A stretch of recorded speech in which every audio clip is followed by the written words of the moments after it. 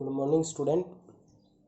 आज का जो टॉपिक है वो है कोलिजन थ्योरी और ये लास्ट टॉपिक है केमिकल काइनेटिक्स का और कुछ इसके स्मॉल टर्म्स हैं वो जो हम बताएंगे आपको।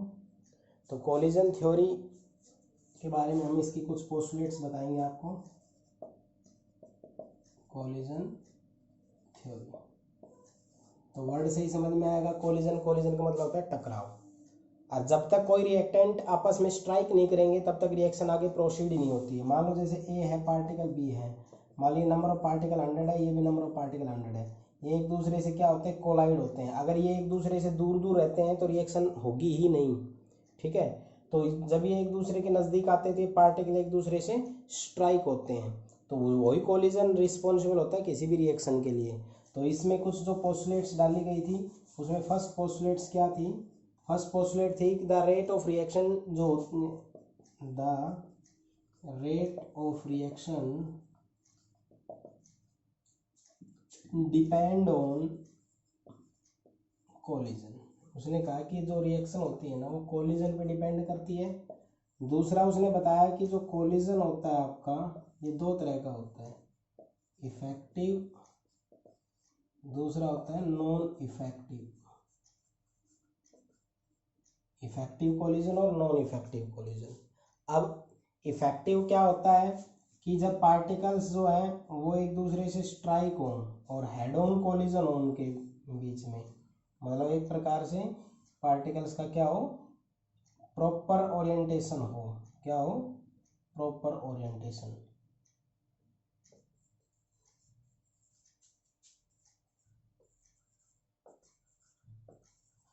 प्रॉपर ओरिएंटेशन का मतलब क्या होता है कि पूरी तरह से पार्टिकल एक दूसरे से स्ट्राइक करें, ठीक है।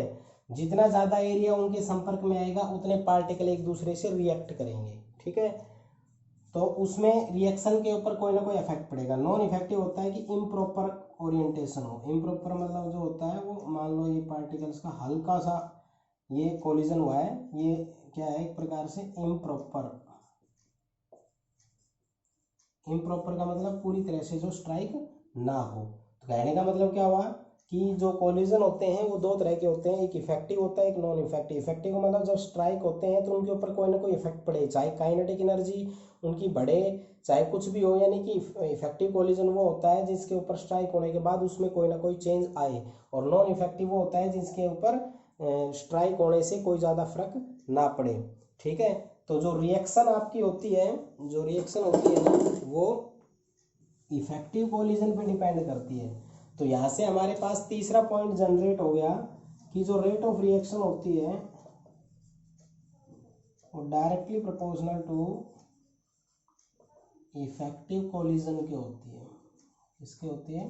Directly proportional to effective collision, यानी कि the rate of reaction is directly proportional to number of effective collision. यानी कि जब दो पार्टिकल एक दूसरे से स्ट्राइक होंगे तो उसमें नंबर ऑफ कोलिजन्स होंगे। नंबर ऑफ कोलिजन्स में जितने ज़्यादा इफेक्टिव कोलिजन्स होंगे रिएक्शन की स्पीड उतनी ही ज़्यादा होगी, ठीक है। नेक्स्ट जो है वो है fourth point, the collision in which molecule collide, the collision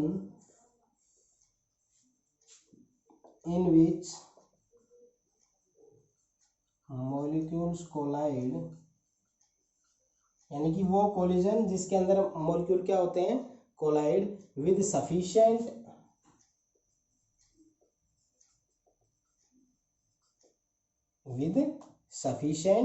kinetic energy and proper orientation,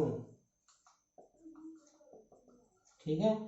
यानी कि वो कोलिजन जिसके अंदर मॉलिक्यूल्स कोलाइड होता है तो उनकी अपनी खुद की सफिशिएंट काइनेटिक एनर्जी होनी चाहिए और उनका क्या होना चाहिए, proper orientation to facilitate breaking of bond, ठीक है।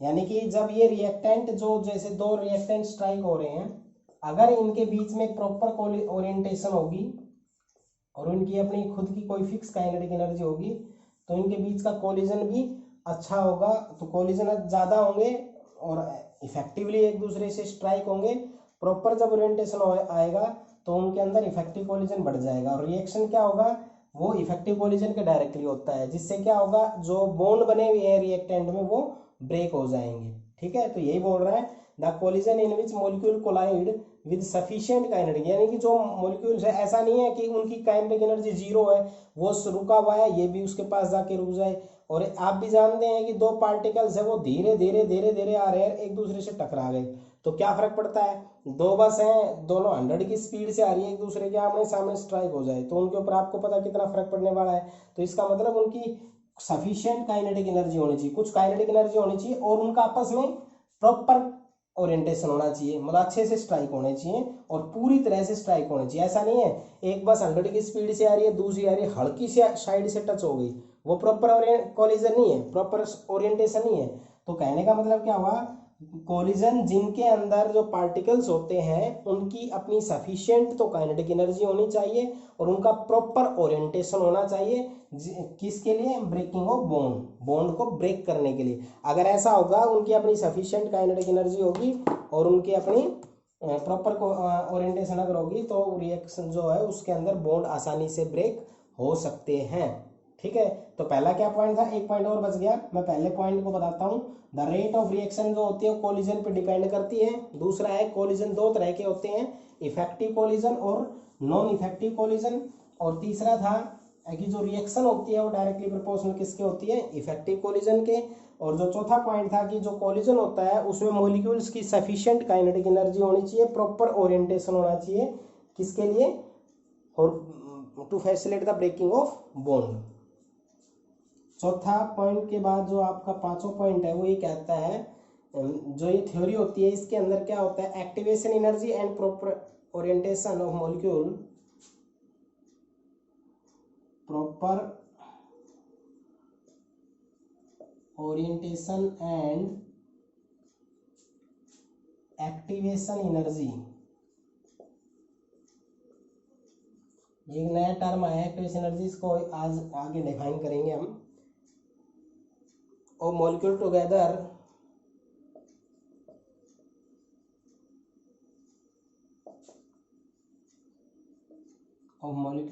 Determine the rate of reaction, determine the rate of reaction या effective collision।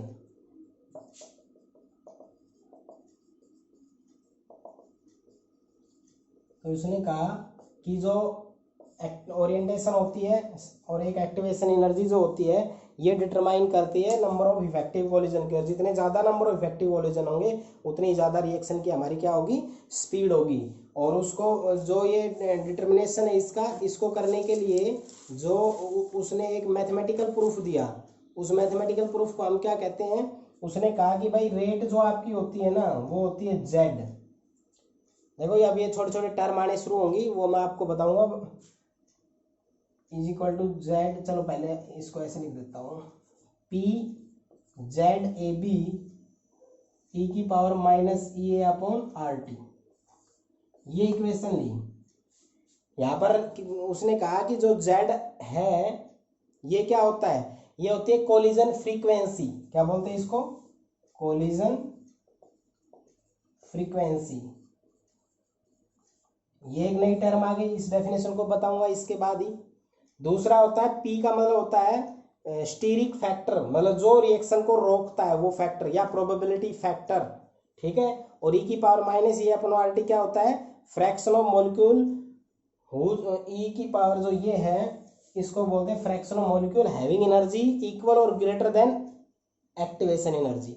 तो इसके थ्रू इसने ये पॉइंट्स बताया। ये हायर स्टडी में जब जाओगे तो इनका प्रूफ आता है। यहाँ एक छोटा सा फैक्टर किताबों में है भी नहीं भी पता नहीं, बट मैंने बता दिया, रेट बराबर P Z A B E की power minus A upon R T.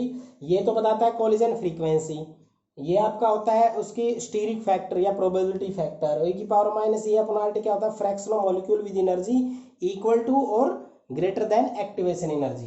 तो ये 5 पॉइंट हमारे कोलिजन थ्योरी में थे। पहला पॉइंट क्या था, पहला पॉइंट था कि जो हमारे पास रिएक्शन होती है वो डिपेंड करती है कोलिजन पे, दूसरा पॉइंट था कि कोलिजन हमारे पास दो तरह के होते हैं, effective, non effective. Effective collision वो होता है जिसके अंदर पार्टिकल्स स्ट्राइक होने के बाद उनके रिएक्शंस पे, उनकी स्पीड पे कोई ज़्यादा फर्क ना पड़े। और इफेक्टिव कोलिजन होता है जिनके ऊपर मतलब कि स्ट्राइक होने के बाद उनकी ओरिएंटेशन वगैरह के अंदर फर्क पड़े, उसको क्या कहते हैं, इफेक्टिव कोलिजन। फिर हमें बताया कि जो रेट ऑफ रिएक्शन होती है वो डायरेक्टली प्रोपोर्शनल होती है नंबर ऑफ इफेक्टिव कोलिजन के। जो फोर्थ पॉइंट था ये था, कोलिजन जो होता है उसकी अपनी कोई स्पेसिफिक काइनेटिक एनर्जी होती है और उनका प्रॉपर ओरिएंटेशन होता है, ठीक है। यानी कि अगर उनकी अपनी कुछ सफिशिएंट काइनेटिक एनर्जी होगी और प्रॉपर ओरिएंटेशन होगा तो रिएक्टेंट जो है उनके बॉन्ड ब्रेक होंगे। और आप सब बच्चों को पता है अगर बॉन्ड ब्रेक हो गया तो न्यू बॉन्ड फॉर्मेशन होगा, उसका मतलब होता है रिएक्शन का प्रोसीड करना। लास्ट जो था उसने कहा कि जो पांचवा पॉइंट था उसमें कहा कि जो रिएक्शन हमारी होती है वो अगर प्रॉपर ओरिएंटेशन रखती है और उसके अंदर एक्टिवेशन एनर्जी होती है, वो दोनों कलेक्टिव डिटरमाइन करते हैं किसी भी रिएक्शन को। कलेक्टिव क्या रिप्रेजेंट करते हैं, किसी भी रिएक्शन को। तो ये हमारे जो पॉइंट थे वो कोलिजन थ्योरी से रिलेटेड थे। अब जो ये थ्योरी बताई गई इसमें कुछ छोटी छोटी डेफिनेशंस हैं, मैं उन डेफिनेशंस को आपको वन बाय वन बताता हूँ।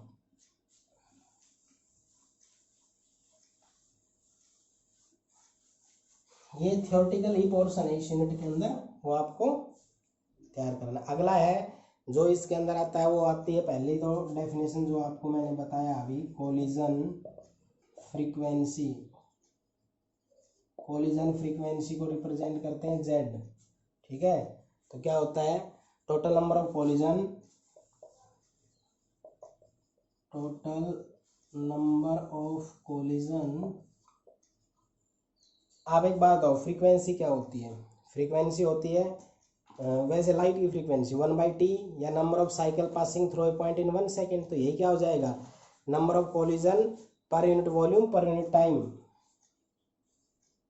पर unit volume per unit time. Per unit volume और पर यूनिट टाइम में, यानी कि पर यूनिट वॉल्यूम मतलब एक वॉल्यूम वो सेंटीमीटर क्यूब हो गया, तो टाइम कितना हो गया 1 सेकेंड। यानी कि 1 सेंटीमीटर क्यूब वॉल्यूम में और 1 सेकेंड के अंदर जो पार्टिकल्स हैं उनके अंदर कितने कोलिजन होते हैं उनको हम क्या बोलते हैं, उसकी collision frequency. It is defined as the total number of collision per unit volume per unit time. Per unit volume में और पर यूनिट टाइम में जितने नंबर ऑफ कोलिजन्स होते हैं उसको हम क्या बोलते हैं, कोलिजन फ्रीक्वेंसी। क्या बोलते हैं उसको, collision frequency. It is defined as the total number of collision per unit volume per unit time. Unit volume के अंदर, यूनिट टाइम के अंदर जितने कोलिजन टेक्स प्लेस करते हैं, मान लो हमारे पास कुछ है उसमें वॉल्यूम है 1 सेंटीमीटर क्यूब और उसके अंदर 1 सेकंड में हम देखते हैं, क्योंकि पार्टिकल तो आपको पता है लिक्विड के पार्टिकल्स डिफरेंट डायरेक्शन से डिफरेंट वेलोसिटी से मोशन करते हैं तो एक दूसरे से टकराते भी हैं। तो जो टकराते हैं तो 1 सेकंड में कितने टकराव हुए, मीन्स कितने कोलिजन्स हुए, उसी को उसकी कोलिजन फ्रीक्वेंसी कहते हैं। मान लो जेड से रिप्रेजेंट करते हैं, अगर ऐसे लिख किया जाता है जेड ए बी, तो इसका मतलब होता है कि ए और बी पार्टिकल्स हैं इस बीकर के अंदर, कुछ पार्टिकल्स ए हैं और कुछ पार्टिकल बी हैं। तो ये जो पार्टिकल्स हैं इनके बीच में कोलिजन होता है। कोलिजन जब आपका होता है तो ये एक दूसरे से 1 सेकेंड के अंदर यूनिट वॉल्यूम में कितने कोलिजन करता है उसको हम उसकी क्या कहेंगे, कोलिजन फ्रीक्वेंसी। अगली एक डेफिनेशन आ जाती है, बता दिया था लेकिन अलग से बता देता हूं, इफेक्टिव कोलिजन क्या होता है। बताया था ना, rate of reaction depend on effective collision. क्या कहोगे, इफेक्टिव कोलिजन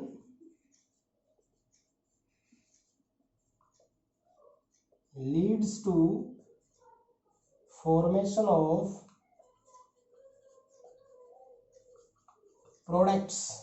मतलब जो इफेक्टिव कोलिजन होता है रिएक्शन डिपेंड करती है, तो इसका मतलब वो रिएक्टेंट को प्रोडक्ट में कन्वर्ट करने के लिए यूजफुल होते हैं, उसको कहते हैं आपका इफेक्टिव कोलिजन। इसको रिप्रेजेंट करते हैं rate is equal to F into Z.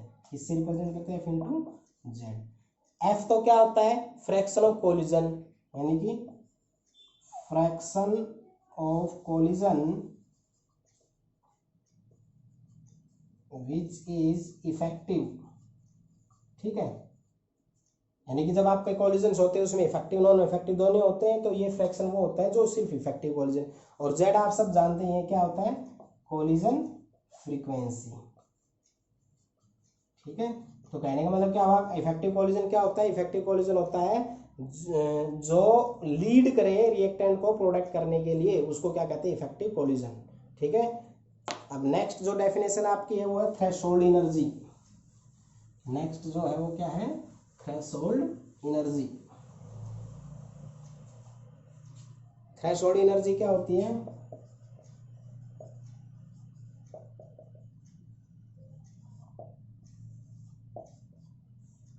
Threshold energy, the minimum, लिखो the minimum energy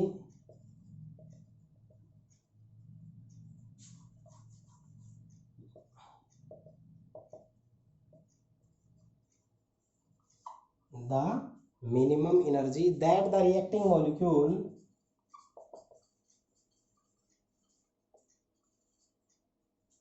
the minimum energy that the reacting molecules must possess in, word पे ध्यान देना, must possess in, must word use हो रहा है, must possess in order to undergo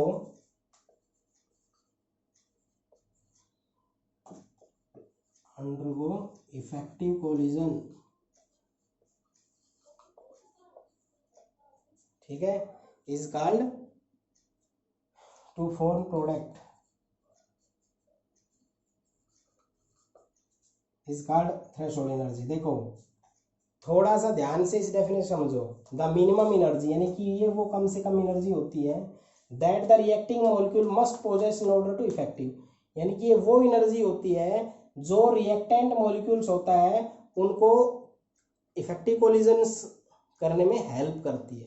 यानी कि जैसे एक पार्टिकल है, उसको आपने हीटिंग करना शुरू किया, वो पार्टिकल्स मूवमेंट कर रहे हैं, तो जो आपने एनर्जी दी उसको, तो जो पार्टिकल्स, कुछ पार्टिकल इफेक्टिव कोलिजन कर रहे हैं, कुछ पार्टिकल नॉन इफेक्टिव कर रहे हैं।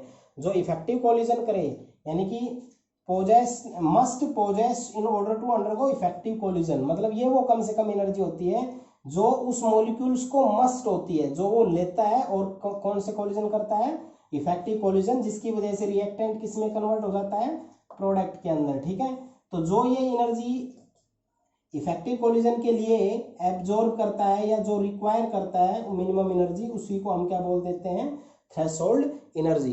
एक बार दोबारा सुने, the minimum energy that the reacting molecule must possess in order to undergo effective collision. ठीक है, ध्यान से समझना, ये छोटी छोटी डेफिनेशंस हैं आपकी।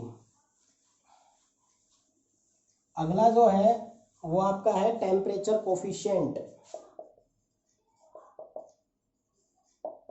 तो उससे पहले मैं इफेक्ट ऑफ टेम्परेचर बता देता हूँ। तो आप सब बच्चों को पता है टेम्परेचर बढ़ाने से क्या होता है। देखो, टेम्परेचर बढ़ाएंगे तो किसी भी पार्टिकल्स की वेलोसिटी बढ़ जाएगी, वेलोसिटी बढ़ जाएगी तो पार्टिकल्स के बीच का कोलिजन बढ़ जाएगा। क्यों? क्योंकि काइनेटिक थ्योरी ये कहती है कि जब आप टेम्परेचर बढ़ाते हैं तो वेलोसिटी बढ़ती है, क्योंकि kinetic energy is directly proportional to square root of their velocity. या कहने का मतलब ये हुआ कि जैसे वेलोसिटी बढ़ेगी तो आपकी टेम्परेचर के अनुसार डायरेक्टली आता है स्क्वायर रूट, तो इसका मतलब वेलोसिटी बढ़ गई तो half M V square, mass constant होता है तो इसका मतलब उसकी काइनेटिक एनर्जी बढ़ गई। जैसे पानी को भी आप रखते हो, जब उसको गर्म करते हो तो मूवमेंट करना शुरू कर देता है। गर्मियों के अंदर भी आंधी वगैरह चलती है, मतलब पार्टिकल्स की वेलोसिटी बढ़ जाती है टेम्परेचर बढ़ने से। तो पार्टिकल्स की वेलोसिटी बढ़ गई तो उनके बीच का कोलिजन भी बढ़ेगा, कोलिजन बढ़ेगा। अब रिएक्शन ये तो नहीं है पूरे ब्रह्मांड में एक पर्टिकुलर रिएक्शन कर रहे हैं, हम किसी बीकर में करते हैं, उस पर्टिकुलर बीकर में पार्टिकल्स की वेलोसिटी बढ़ रही है तो उन पार्टिकल्स के बीच का कोलिजन भी बढ़ेगा। कोलिजन बढ़ेगा तो इफेक्टिव कोलिजन भी बढ़ेगा। और आपको पता है कि इफेक्टिव कोलिजन के तो रेट ऑफ रिएक्शन डबल होती है, इसका मतलब रिएक्शन की स्पीड भी बढ़ेगी। ठीक है, तो कैसे लिखेंगे, we know that as temperature increase then velocity of the particle increase, so number of collision increase, number of collision increase means number of effective collision increase, और rate of reaction depend on number of effective collision। तो effective collision बढ़ने से reaction की speed एक प्रकार से बढ़ गई। और प्रैक्टिकली हमने फाउंड किया कि 10 डिग्री सेल्सियस इंक्रीज अगर हम टेम्परेचर करते हैं तो रिएक्शन जो होती है वो हमारी क्या हो जाती है, डबल हो जाती है। At every 10 degree Celsius the rate of reaction is double. ठीक है, तो टेम्परेचर कोफिशिएंट क्या होगा, टेम्परेचर कोफिशिएंट इसी से हम उठाएंगे, रेट कांस्टेंट निकालेंगे हम, rate constant at T + 10 degree, rate constant at T degree, यानी कि हमारे पास एक रिएक्शन है, उसका टेम्परेचर T है, हमने रिएक्शन का रेट कांस्टेंट निकाल लिया, इस टेम्परेचर को बढ़ा के मैंने कर दिया T + 10, मतलब रिएक्शन को बढ़ा दिया, टेम्परेचर को बढ़ा दिया, और टेम्परेचर बढ़ाने से रिएक्शन की स्पीड बढ़ती है, तो रेट उसका भी निकाल लिया हमने, तो दोनों का रेट निकाल लिया। तो जो T + 10 पे था वो ये था, और T क्या था वो ये था, ठीक है। तो जो T + 10 का था वो तो बढ़ गया है, उसको तो हमने ऊपर रखा, और जो पहले जो T पे निकाला था उसको हमने नीचे रखा। तो इन दोनों का जो रेशियो होता है ना, उसको हम क्या कहते हैं, टेम्परेचर कोफिशिएंट। तो क्या हो गया, it is the ratio of temperature rate constant at T + 10 degree and 10 T degree, या ये कह सकते हैं it is defined as the ratio of rate constant at T two different temperature differing by 10, यानी कि आप मान लो 20 डिग्री पे निकालना चाहते हो रेट कांस्टेंट, अगला निकालो 30 डिग्री पे, तो जो 20 डिग्री पे रेट कांस्टेंट आया और जो 30 डिग्री पे उनका रेशियो क्या कहलाएगा, टेम्परेचर कोफिशिएंट। नहीं, एक बच्चा कहता नहीं सर मैं 50 डिग्री पे चेक करूंगा रेट, तो आप एक बार रिएक्शन चेक करो 50 डिग्री पे, फिर दोबारा चेक करो 60 डिग्री पे, यानी कि 10 के डिफरेंट पे ही चेक करो। ये इसलिए कर देते हैं क्योंकि 10 के डिफरेंट पे रिएक्शन की स्पीड दुगनी हो जाती है, जिससे आपको चेक करने में आसानी रहेगी, ठीक है। अगली जो डेफिनेशन है,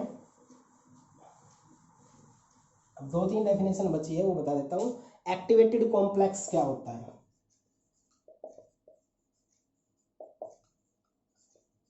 क्या एक्टिवेटेड कॉम्प्लेक्स, ठीक है। तो क्या बोलोगे, एक्टिवेटेड कॉम्प्लेक्स होता क्या है एक्चुअल पर, ये देखो देखो, मान लो ये एक रिएक्टेंट है H2 रिएक्शन कर रहा I के साथ HI, इसको बोलते हैं हम रिएक्टेंट, क्या बोलते हैं इसको, रिएक्टेंट। ये शुरुआत में रिएक्शन करेंगे, तो शुरुआत में ये एक दूसरे के साथ एक ये डॉटेड डॉटेड लाइन, यानी कि शुरुआत में ये बॉन्ड फॉर्मेशन इनका स्टार्ट होता है, इसको बोलते हैं एक्टिवेटेड कॉम्प्लेक्स, ठीक है। आगे जब ये आपका होता है तो HI अलग हो जाता है और दूसरा HI अलग हो जाता है। पहले क्या था, HH और II, ये इन्होंने रिएक्ट किया, HI आपका हो गया अलग, इसको कहते हैं एक्टिवेटेड कॉम्प्लेक्स। तो क्या हुआ, द अरेंजमेंट ऑफ एटम्स, देखो ये यहाँ पर HH था, इसमें ये HHII हुआ, the arrangement of atoms corresponding to energy threshold energy कह सकते हो, यानी कि अरेंजमेंट ऑफ पार्टिकल्स, जो पार्टिकल्स होते हैं उनका अरेंजमेंट किसके अनुसार, उनकी मैक्सिमा मींस थ्रेशोल्ड एनर्जी के अनुसार during the course of reaction, यानी कि पार्टिकल्स का एक प्रकार से अरेंजमेंट ड्यूरिंग थ्रेशोल्ड एनर्जी, उसको हम क्या बोलते हैं, एक प्रकार से एक्टिवेटेड कॉम्प्लेक्स। एक्टिवेटेड जो कॉम्प्लेक्स होता है उसकी अपनी कुछ कैरेक्टरिस्टिक्स होती है। एक तो जो ये एक्टिवेटेड कॉम्प्लेक्स होता है ना, इसकी जो पोटेंशियल एनर्जी होती है, इसकी जो पोटेंशियल एनर्जी होती है वो क्या होती है, मैक्सिमम होती है, यानी पार्टिकल्स जब स्ट्राइक हो जाता है ना, स्ट्राइक होने के बाद जब ये प्रोडक्ट फॉर्म करता है, तो यहाँ पर ये पार्टिकल मूवेबल थे, पार्टिकल्स, ये भी पार्टिकल, तभी तो कोलिजन हुआ, इफेक्टिव कोलिजन हुआ, फिर ये इस तरह से एक प्रकार से अरेंजमेंट में आ गए, तो ये रेस्ट पे आ गए एक प्रकार से, तो उनकी रेस्ट पे आएंगे तो MgH, तो इनकी अपनी कोई पोटेंशियल एनर्जी होगी, तो मैक्सिमम पोटेंशियल एनर्जी होती है इसकी, इनकी नहीं, इसकी मैक्सिमम होती है, इसका मतलब ये इनके साथ बॉन्ड बनने के बाद इनकी वेलोसिटी क्या हो जाती है, कम हो जाती है, ठीक है। ये इसको बोल देते हैं ट्रांसिएंट स्टेट, क्या बोल देते हैं इसको, ट्रांसिएंट स्टेट टू ब्रेक, ये ट्रांसिएंट स्टेट होता है, और इसका ब्रेकअप होने के बाद मीन्स इनके बॉन्ड्स ब्रेक होने के बाद डेफिनेट स्टेट जो होती है वो कन्वर्ट किस में होती है, प्रोडक्ट में होती है। ये दो इनकी कैरेक्टरिस्टिक्स मैंने आपको बताई है, ठीक है। तो इसका जो ग्राफिकल फिनोमेना अगर आप देखना चाहते हो तो ग्राफिकल आपको इस तरह से करना पड़ेगा, ये आपकी हो गई है एनर्जी, इधर मैं आपको बता देता हूं रिएक्शन प्रोग्रेस, तो ये जो रिएक्शन शुरू होगी, मान लो वो रिएक्शन हमारे इस तरह से ग्राफ को हम दिखाएंगे, तो ये तो आपका रिएक्टेंट होता है, ये आपका प्रोडक्ट होता है, तो ये जो रिएक्टेंट के इसके साथ ये टच में है, तो यहाँ से ये एक्स्ट्रा है, और ये जो आपका है ये आपका ये, इसको तो हम एक्टिवेशन एनर्जी कहेंगे, और इसको जो हीट एब्जॉर्ब कहेंगे, यानी कि जब रिएक्टेंट है वो एनर्जी एब्जॉर्ब करता है, यहाँ पर मैक्सिमम स्टेज पे पहुंच जाता है, जो ये आपका क्या कहलाएगा, एक्टिवेटेड कॉम्प्लेक्स। क्या कहलाएगा, एक्टिवेटेड कॉम्प्लेक्स। और फिर ये प्रोडक्ट में कन्वर्ट होता है। तो जो ये रिएक्टेंट से प्रोडक्ट में कन्वर्ट हुआ उसमें ये ए प्लस और ये जो यहाँ से यहाँ तक जो जाने हुआ वो डेल्टा एच, मीन्स यहाँ से जब चला है तो यहाँ तक पहुंचा है, तो ये तो एक प्रकार से हमारी रिएक्टेंट ही है। और यहाँ से यहाँ तक जो गया है इसमें इसने डेल्टा एच एनर्जी ली, इसको हम क्या कहेंगे, हीट कहेंगे। ठीक है, जरूर नहीं हर बार ये ज़्यादा ही जाए, कई बार केस में कई रिएक्शंस में ये इस तरह से भी हो जाता है। तो उसमें क्या हो जाएगा, ये आपका प्रोडक्ट हो गया, यहाँ तक आपकी एक्टिवेशन एनर्जी रहेगी, बट जो ये इसने एक्स्ट्रा लिया है यहाँ से यहाँ तक, इसको हम क्या बोल देंगे, डेल्टा एच बोल देंगे। अब टोटल एनर्जी ये है और इसमें ये डेल्टा एच आता था तो ये इसमें माइनस हो जाएगा। ठीक है, तो ये हमारे किसको दिखाता है, ये हमारे एक्टिवेटेड कॉम्प्लेक्स को दिखाता है। अब एक इंपॉर्टेंट डेफिनेशन बची हुई है, वो है एक्टिवेशन एनर्जी। एक्टिवेशन एनर्जी क्या होती है, यहाँ से आगे जो केमिकल थर्मोडायनेमिक्स है वो आगे जब क्लास जाते हैं यहाँ से आगे स्टार्ट होता है।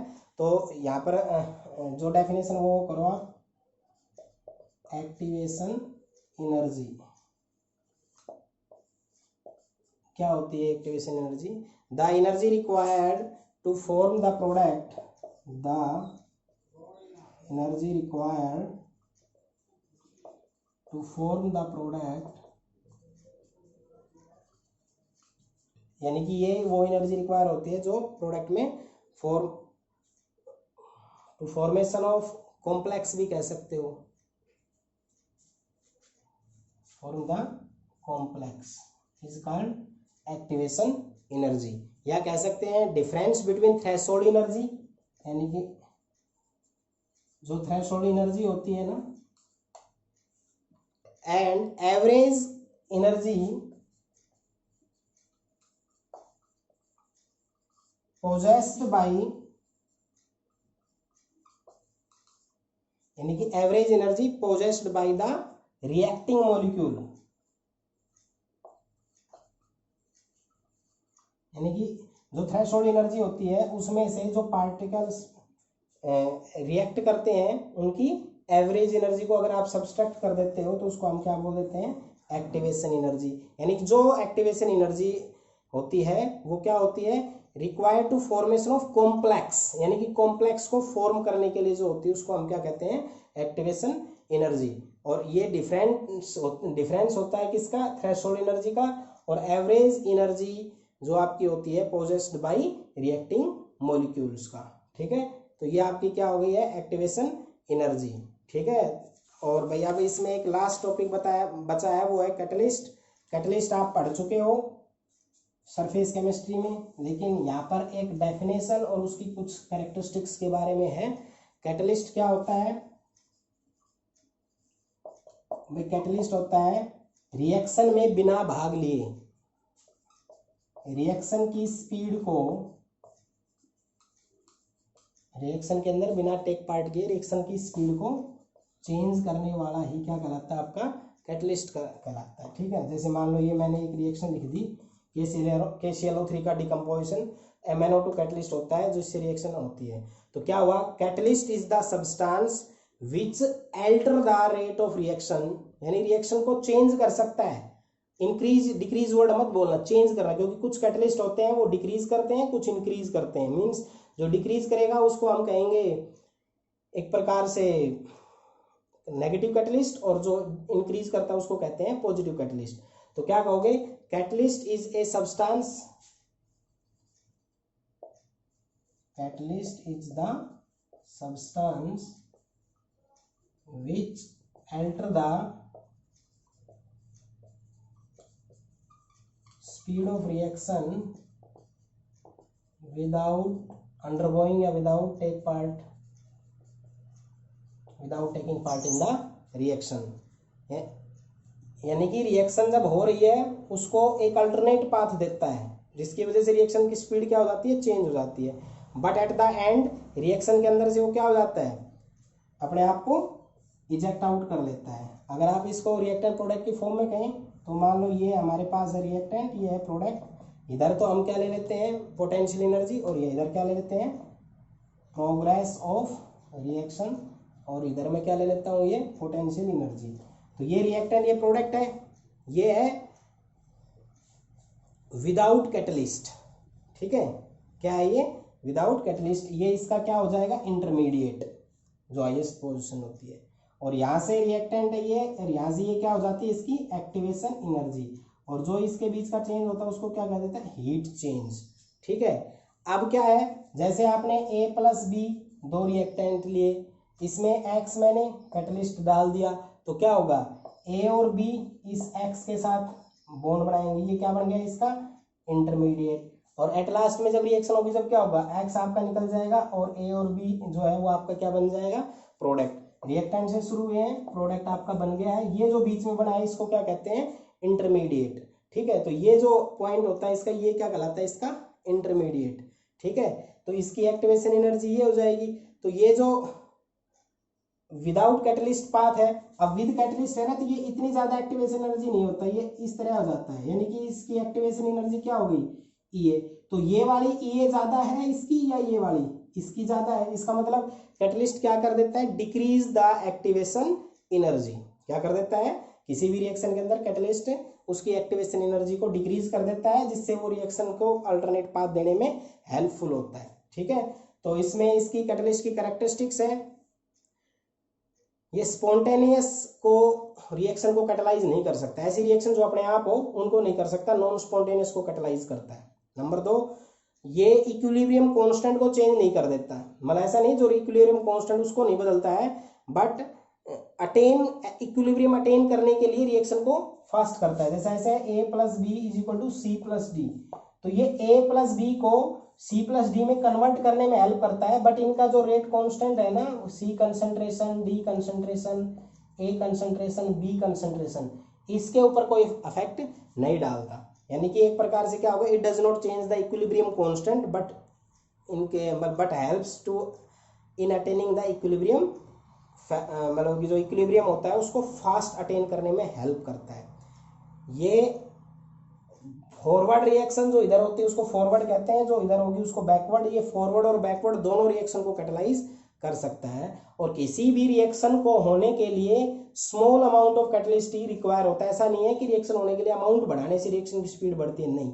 कैटलिस्ट जो होता है वो स्मॉल अमाउंट भी उतनी स्पीड से करता है और लार्ज अमाउंट भी उतनी ही स्पीड से करता है, ठीक है।